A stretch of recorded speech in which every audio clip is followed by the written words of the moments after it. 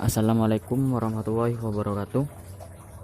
Perkenalkan, nama saya Muhammad Rifki Suryadinata dari kelas 11 IPA 1, nomor absen 25. Di sini saya akan mendefinisikan tentang jaringan tumbuhan untuk tugas biologi. Definisi jaringan. Jaringan merupakan sekelompok sel yang mempunyai asal, struktur, dan fungsi yang sama.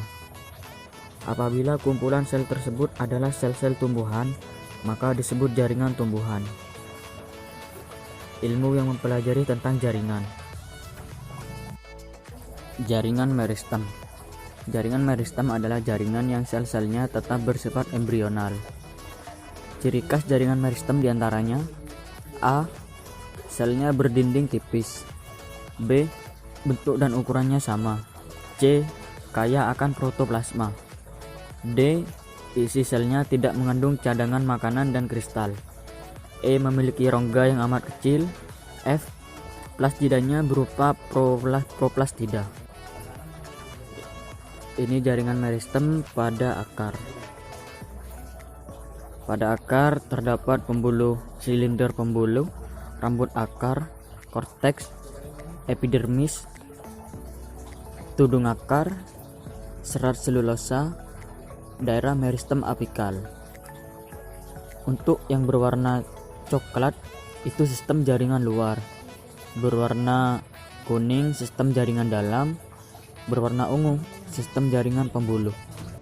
Jaringan dewasa atau permanen. Jaringan permanen adalah jaringan yang bersifat non-meristematik, yaitu tidak tumbuh dan tidak berkembang lagi.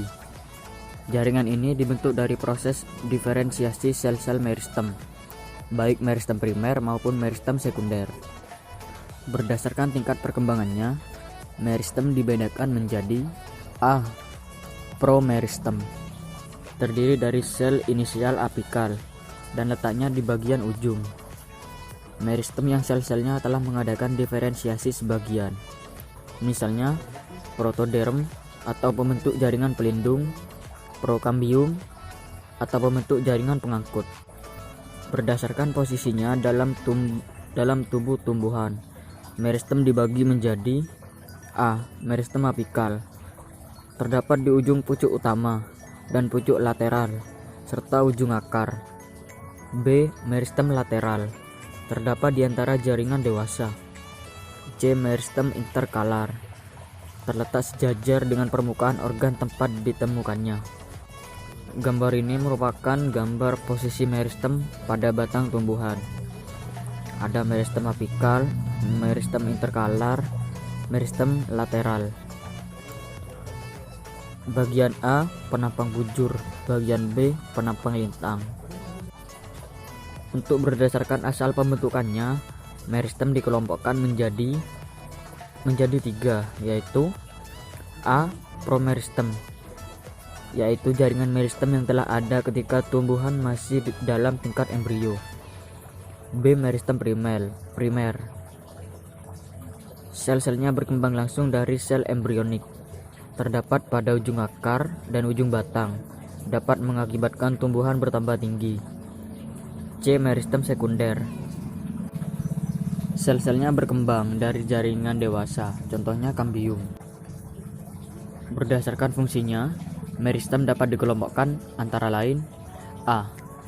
Teori Haberland, protoderm, bagian yang membentuk jaringan pelindung.